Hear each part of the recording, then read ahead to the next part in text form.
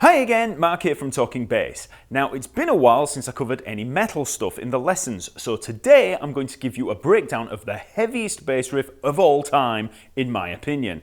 No, it's not a Sabbath riff, or Maiden, or Metallica, or Tool. No, there's only one winner for this in my eyes: Ace of Spades by Motorhead, played and sung by the one and only, late great, LEMMY. So, LEMMY is well known for using a Rickenbacker through a Marshall stack. Now, I don't have a Rick and I don't have a Marshall, so you'll have to put up with a good old P-bass through a Marshall simulator. Also, be sure to tune your strings down a half step if you want to play along to the original. So we're going to have E-flat, A-flat, D-flat and G-flat. There are a few riffs to learn in this tune, but all of them have similar content. I'll break down the intro and verse riffs, and once you have them under your fingers, the rest should be plain sailing. So the first riff that you hear in the tune is the bass played solo for 4 bars with the drum fill on the final bar, and it sounds like this.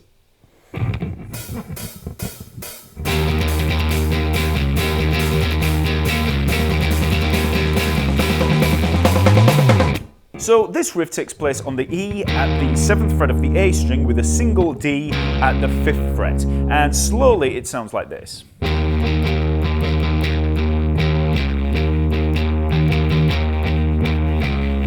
So for the rhythm, I'll just build up one beat at a time. So we begin just with this 8th and 2 16th notes.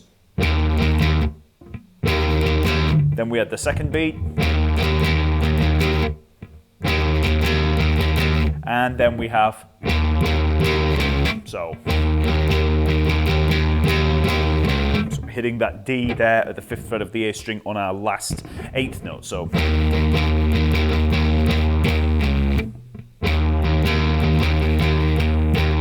very slowly, round and round.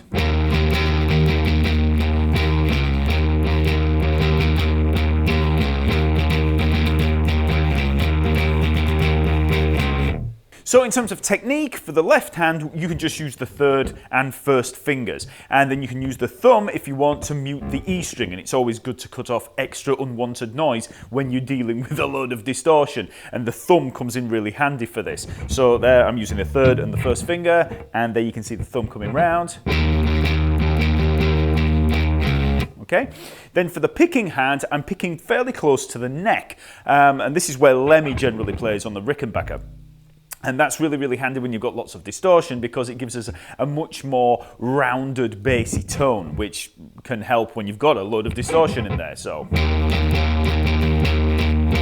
see there, I'm picking a little bit closer to the neck. So we play the riff 3 times, and then we just have a gradual slide up the neck, picking it as we go. Okay, so.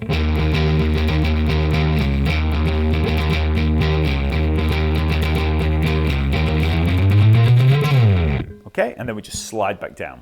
I've provided drum tracks over at Talking Bass, so you can use those to practice. Each one gives you 4 beats in, and in this case, there's a hi-hat underneath to keep time before the drum fill. So, with the track, we have...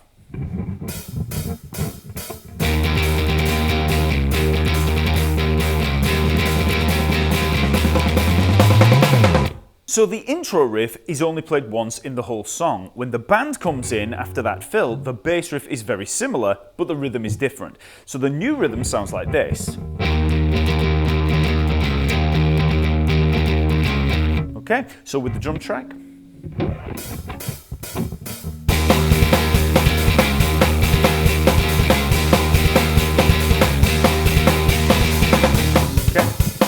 So it's the same E and D up here at the 7th and 5th frets, and the rhythm can be broken down again 1 beat at a time. So we have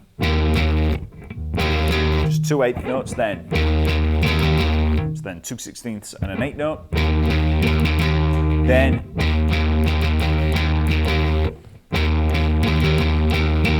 and then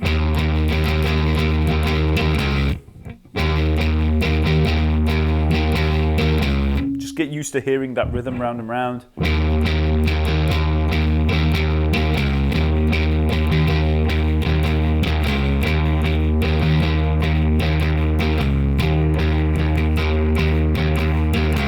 Now, it's important to note that Lemmy actually plays around with the riffs in this tune. With this riff, Lemmy sometimes plays 2/16 notes on the D at that 5th fret, which gives us this cool variation. Okay.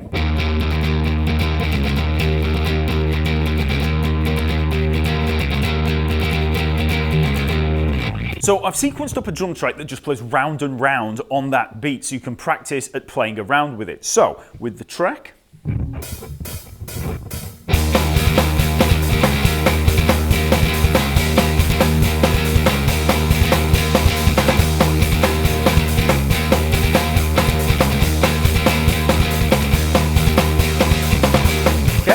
so there I'm just going between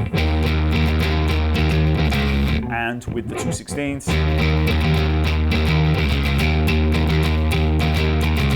Okay, so just get used to just playing whichever one you feel like there.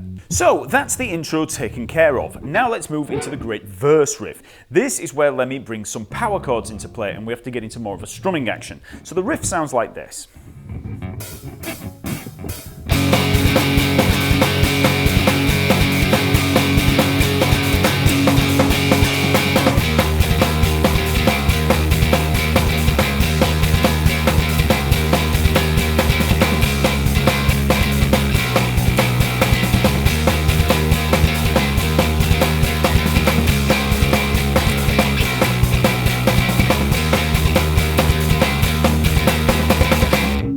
Lemmy is a big fan of power chords, which are basically just a root and a 5th. So if you take a note like a C, 3rd fret of the A string, and then maybe a G at the 5th fret of the D string, that's our power chord. So most people use the 1st and 4th fingers to fret the notes, and then you can strum with a pick or the fingers. Power chords are the most simple of chords to play and are very popular in rock guitar playing. The cool thing about them is there's no major or minor quality, so you can just move them around easily, and the perfect 5th interval has a very open and consonant sound, so there's no muddiness in the lower register. Okay, so this verse riff opens with a power chord on the G here at the 5th fret of the D string and the 7th fret of the G string. And we've got the same rhythm that we had in the previous riff. Okay, so on the previous riff we had. So now taking it up to that chord. Okay, it's had that's all we have to play there. We play that 3 times before doubling the vocal line on the all the same to me. So we've got.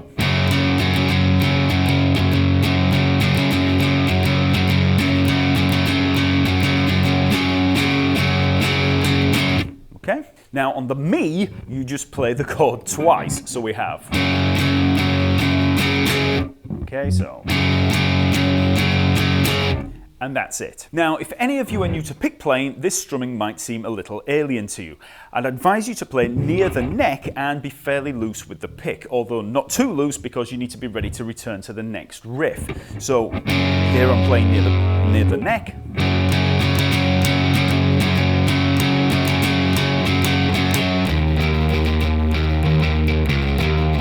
After the chords, you just return to the previous riff that we played on the E and the D, which we play 4 times.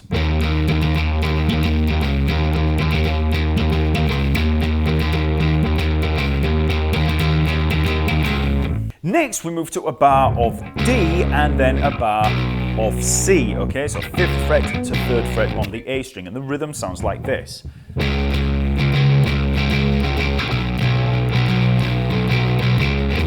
So we're actually using the D to come back up to the E there. So D, C, and then back up to the E. After the D to the C, we play the main riff again, this time only twice.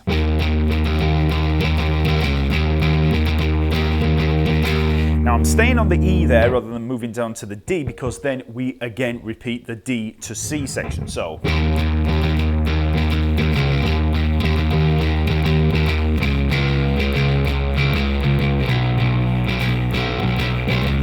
Then we're back up to the E where we play the riff again twice to finish, so.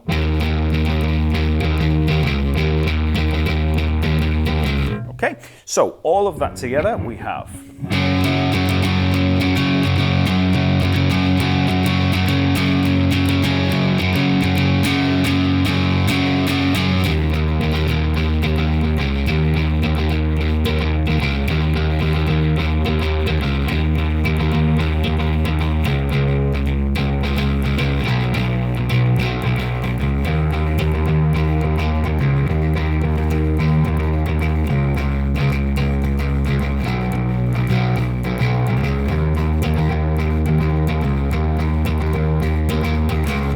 So once you have those notes under your fingers, you can build up speed slowly until eventually you can try with the drum track.